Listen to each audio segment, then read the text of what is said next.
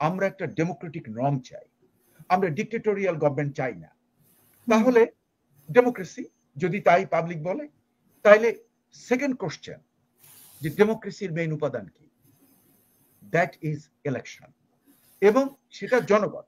কাজে আমাদেরকে একটা জিনিস করতে হবে যে নির্বাচনটা যাতে হয় ন্যায্য। যে এই বাংলাদেশে উনি আওয়ামী লীগকে চটিয়ে দিয়েছেন দারুণ ভাবে, আর যদি বিএনপি কে চটিয়ে দেন, you count what's the number, that's very dangerous. বাংলাদেশের পাওয়ারের মিউজিক্যাল চেয়ারে এরা ঘুরে না ঘুরে কখনো কখনো আসবে, এবং তখন ওনার কি অবস্থা হবে। He is a very intelligent man. কাজে উনি চাচ্ছেন একটা সেফ এক্সিট, এবং আমার যেন মনে হয় যে আমি ওটাকে আরো পজিটিভ ভাবে দেখতে চাই, যে that is gonna B A Nelson Mandela moment for Bangladesh. যে প্রবহমান সংস্কারের ব্যাপারে উনি চান যে বিভিন্ন দলগুলো যে মিনিমাম যেটা রাজি হয়েছে তাতে যেন তাদের সমর্থন থাকে, এবং ভবিষ্যতের পার্লামেন্টে যেন এগুলো পাশ করার চেষ্টা করা হয়, যে ওদের ফ্রিডম অফ এক্সপ্রেশন আছে, ওরা যদি ভায়োলেন্ট না হয়, হ্যাঁ, কাউকে খুন করতে না চায় কিংবা কোনো প্রপার্টি ধ্বংস করতে না চায়, তাহলে they have that freedom of expression, তারা বলতেই পারে। এটার সবচেয়ে যেটা আমরা ভুলে যাই, যে এর সবের যেটা ফাইনাল যেটা, সেটা হলো জনগণ। জনগণের ইচ্ছা কি, জনগণ কোনটা চায়, এবং সেটাই আমাদের যে গণতন্ত্রের মূল ব্যাপার। আর গণতন্ত্রের প্রধান উপাদান হলো নির্বাচন। প্রত্যেকের যে আইডিয়াস গুলো, যেমন এনসিপি যেটা চায়, সে তার আইডিয়াস নিয়ে জনগণের সামনে যেতে পারবে, বিএনপি তারটা নিয়ে যাবে, জামাত তারটা নিয়ে যাবে, ইসলামী দলগুলো নিয়ে যাবে, বামপন্থীরা নিয়ে যাবে। জনগণ ডিসাইড করবে নির্বাচনের মাধ্যমে যে সে কার ম্যানিফেস্টো, কার প্রোগ্রামগুলোকে সমর্থন করে। আমরা যদি সবাই মিলে এই মিনিমাম নর্ম যেটা, এটাকে যদি আমরা বিশ্বাস করি, তাহলে তো কোনো সমস্যা থাকে না। সেখানে বিএনপি উইন করতে পারে, কিংবা জামাত উইন করতে পারে, কিংবা অন্য কেউ উইন করতে পারে, কিন্তু বর্তমানে মনে হচ্ছে যে বিএনপি মাইট গেট এ ল্যান্ডস্লাইড। কিন্তু তা যাই হোক না কেন, আমার কথা হলো যে আলটিমেটলি যে কোনো ডিক্টেটরদের কি নেচার, ডিক্টেটররা কি বলে, প্রত্যেক ডিক্টেটর বলে যে আমি ভীষণ পপুলার, জনগণ আমাকে চায়। সবাই কিন্তু ওই জনগণের নামটা বলে, হ্যাঁ, যে জনগণ আমাকে চায়। ওটা আমরা আইয়ুবের কাছ থেকে শুনেছি, এবং সবার কাছ থেকে আমরা শুনেছি, এরশাদের কাছ থেকে শুনেছি। এরশাদ যখন যেত, হ্যাঁ, এক এক জায়গাতে ওই ওখানে ফুল নিয়ে লোক বলতো যে তোমাকে চাই চিরজীবনের জন্য, হ্যাঁ, মানে এমনকি এরশাদ নিজে বলছে যে সব মেয়েরা আমার সঙ্গে প্রেম করতে চায়, আমি কি করি। এটাও আমি কিন্তু ওর মুখ থেকে আমি শুনেছি। কাজে এই যে বিভিন্ন ব্যাপার আছে, এই ব্যাপারগুলোর মূল্য নেই। মূল্যটা মেইন হলো যে একটা ট্রানজিশন যে হবে, আমাদের প্রশ্ন করতে হবে যে আমরা বাংলাদেশের জন্য কি চাই ভবিষ্যতে। যদি উত্তর হয় আমরা একটা ডেমোক্রেটিক নর্ম চাই, আমরা ডিক্টেটোরিয়াল গভর্নমেন্ট চাই না, তাহলে ডেমোক্রেসি যদি তাই পাবলিক বলে, তাইলে সেকেন্ড কোশ্চেন যে ডেমোক্রেসির মেইন উপাদান কি, দ্যাট ইজ ইলেকশন, এবং সেটা জনগণ। কাজে আমাদেরকে একটা জিনিস করতে হবে যে নির্বাচনটা যাতে হয় ন্যায্য, নির্বাচনটা যাতে হয়। কিন্তু এখানে এনসিপি যেটা বলছে যে আসলে এই বৈঠকের মধ্যে বিচার এবং সংস্কারটা প্রাধান্য পায়নি, যেটা গণ অভ্যুত্থানের মূল বিষয় ছিল না। হ্যাঁ, মানে বিচারের যে ব্যাপারটা, সেখানে যদি এটা ঠিক রকম না আসে এবং 10 মাসে এর যদি প্রোগ্রেশন না হয়, দোষটা কার? এটা তো এনসিপির দোষ। আর ডক্টর মোহাম্মদ ইউনূসের, সরকারের। ওই তো সরকার, এনসিপি তো তার পার্ট। এনসিপির তো দুজন এখন ওর ভেতরে আছে, আর প্রত্যেকটা মন্ত্রণালয়ে এনসিপির লোকজন আছে, ওরা বসিয়ে দিয়েছে, হ্যাঁ, এবং ওরা ওখানে বাণিজ্য করছে, ওই যে তদবির বাণিজ্য, নিয়োগ বাণিজ্য করছে, এবং এক একজন আঙ্গুল ফুলে কলা গাছ হচ্ছে, আমরা তো দেখছি সামনে। হ্যাঁ, আপনার এপিএসরা পর্যন্ত কোটি কোটি টাকার মালিক হয়ে যাচ্ছে। যে লোক একটা ছেঁড়া স্যান্ডেল এবং পায়জামা পরে আমরা হাঁটতে দেখেছি, হ্যাঁ, টিউশনির টাকা পায়নি বলে আত্মহত্যা করার চেষ্টা করেছে, ওদেরকে আমরা কি দেখেছি? ওদের তো এখন দেখছি আমরা 3 কোটি টাকার দামি গাড়িতে চলছে, এবং বলছে নো এটাই না, হ্যাঁ, আমার জন্য আউডিরও নাম জানে, শিখে ফেলছে, আর ওই বিএমডব্লিউ, তারপরে মার্সিডিজের অফার আসছে। কাজে এই যে ব্যাপারটা, আমি বলি যে এই যে রিফর্মসের যে জিনিসগুলো কিংবা বিচার, এটা তো রিফর্মস ইউ ক্যানট ইম্পোজ। আমরা ভুলে যাই যে আপনি বলবেন যে হ্যাঁ এটা আমার জনগণের খুব একটা সমর্থন আছে, এই রিফর্মস, এটা তোমার বক্তব্য, অন্য কারো এই বক্তব্য নাও হতে পারে। কাজেই এটা ডিসাইড করবে কারা? Public. How? What is the process? That's only process is election. এছাড়া তো আর নেই। এমনকি আমরা দেখছি যে অভ্যুত্থানের মধ্যে আপনারা লক্ষ্য করে দেখুন যে অভ্যুত্থানে তো সবাই পার্টিসিপেট করেছে, রাইট? আচ্ছা, এবং অভ্যুত্থানে সবচেয়ে মারা গেছে কারা বেশি?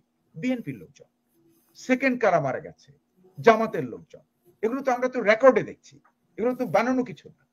কাজে তাদের দারুণ পার্টিসিপেশন ছিল, কিন্তু হালুয়া রুটি পেয়ে গেল অল্প কয়েকটা লোক। হ্যাঁ, এবং যারা নাকি মুচে লেখা দিয়েছিল ওই হারুনের রেস্টুরেন্টে খেয়ে আমার মনে হয় সেটা নিয়ে আমরা অনেক আলোচনা করেছি। না না, আমি সেই জন্যই বলছি যে যে কে কোনটা চাচ্ছে, মানে যে যেটাই চাচ্ছে না কেন, আমি কিন্তু তাকে সেই চাওয়াটাকে কিন্তু আমি খারাপ বলছি না। হ্যাঁ, এনসিপির যে বক্তব্য, they have the right, they have the freedom of expression. এবং ওরা তো ওদের দলের কথাই বলবে না, রিফর্ম যেটা হয়নি, ওদেরই তো গভর্নমেন্ট রিফর্মটা করতে পারে নাই, ওদেরই তো গভর্নমেন্ট এখন পর্যন্ত ইনডাইক্ট করতে পারেনি কাউকে। একটা মাত্র ইনডাইটমেন্ট আসছে আমার জানা মতে, যেটা হাসিনার এগেনস্টে।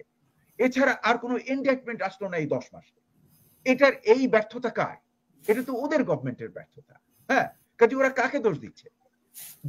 when the power is in your hand and if you cannot do the things, তাতে অন্য কি তুমি অপবাদ দেবে? এটার তো কোনো মিনিং আমি বুঝি না। এবং আমি একটা কথা আপনাদেরকে বলি, এটা কিন্তু জনগণ গ্রহণ করছে না। সেটা কিন্তু আগামী নির্বাচনে আপনারা দেখবেন, দ্য রিফ্লেকশন অফ দ্য এই গভর্নমেন্টে, ইউনূস গভর্নমেন্টের আন্ডারই এই নির্বাচনটা হবে আমার যা মনে হচ্ছে। এবং আমার মনে হয় ইউনূস গভর্নমেন্ট এটাকে নিরপেক্ষ রাখার প্রচুর প্রচেষ্টা চালাবে। এবং তাতে দেখবেন যে ন্যাচারাল টেন্ডেন্সি কি, যে রুলিং গভর্নমেন্ট তার পার্টি হলো এনসিপি, এনসিপি কি মানে নির্বাচনে উইন করাবার চেষ্টা করবে। কিন্তু দেখবেন নির্বাচনের রেজাল্ট আমরা প্রেডিক্ট করতে পারছি। আমরা কিন্তু বাংলাদেশে যে বাতাস কোন দিকে যায় সেটা কিন্তু আমরা খুব ইজিলি বুঝতে পারি যখন আপনি দেখবেন যে বাংলাদেশের উচ্চ মধ্যবিত্ত, তারপরে পত্রিকা, এদের যে হাওয়ার দিকে যে তারা চলে, সেটা কিন্তু আমি গতকালকে নিউজ পেপারে দেখেছি। অলরেডি হাওয়া চেঞ্জ হওয়া শুরু করেছে। তাজ হাশমি এবং আখতারুজ্জামান লক্ষ্য করেছেন যে অলরেডি হাওয়ার দিকে কিন্তু পাল তুলে দিচ্ছে সবাই। কাজেই দেয়ার উইল বি ল্যান্ডস্লাইড নির্বাচন, এবং আমার মনে হয় নিরপেক্ষ নির্বাচন হবে। The point which I'm trying to take again, মানে আপনি আশাবাদী নির্বাচনের ব্যাপারে? সংস্কার, হ্যাঁ, সংস্কার কোন না, কেন আমি আশাবাদী তারও আমি কারণ বলছি। Doctor Mohammad Yunus is very intelligent, he wants a safe exit. উনি জানেন যে এই বাংলাদেশে উনি আওয়ামী লীগকে চটিয়ে দিয়েছেন দারুণ ভাবে, আর যদি বিএনপি কে চটিয়ে দেন, you count what's the number, that's very dangerous. বাংলাদেশের পাওয়ারের মিউজিক্যাল চেয়ারে এরা ঘুরে না ঘুরে কখনো কখনো আসবে, এবং তখন ওনার কি অবস্থা হবে? He is a very intelligent man. কাজে উনি চাচ্ছেন একটা সেফ এক্সিট, এবং আমার জন্য মনে হয় যে আমি ওটাকে আরো পজিটিভ ভাবে দেখতে চাই, যে that is gonna B A Nelson Mandela moment for Bangladesh.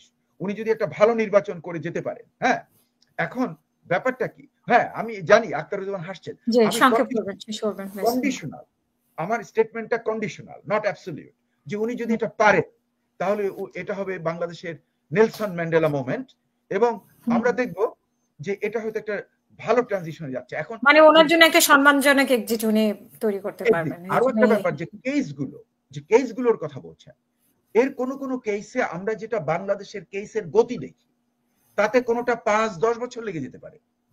তাহলে 5 আর 10 বছর ধরে বাংলাদেশ একটা হ্যাঙ্গিং কন্ডিশনে থাকবে, বিদেশিরা কেউ ইনভেস্ট করবে না, কারণ যেহেতু এটা ইলেক্টেড গভর্নমেন্ট না, এটা কোনো ফিক্সড টেনিউর নেই। হ্যাঁ, এই আনসার্টেনিটিতে কেউ তো টাকা খাটায় না। কাজেই এই যে আমরা যে যত গল্প দেখলাম এই 10 মাস ধরে, জি শেষ করবেন ডক্টর মুসা, তার ফলে পরিচয় কোথায় সেই ইনভেস্টমেন্ট, কোথায় সেই ইনভেস্টমেন্ট?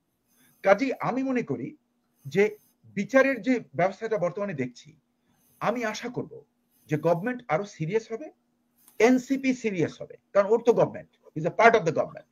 ওরা এখানে যাতে আরো বেশি ট্রাইব্যুনাল ফর্ম করা হয়, প্যানেল অফ প্রসিকিউটরস সব জায়গা থেকে কালেক্ট করে, এই ব্যাপারে তাদেরকে সিরিয়াস হওয়া উচিত, যাতে ইনডাইটমেন্ট গুলো অ্যাটলিস্ট আসতে পারে আমাদের সামনে, নট দ্য পাইকারি যে সবাই খুন করছে।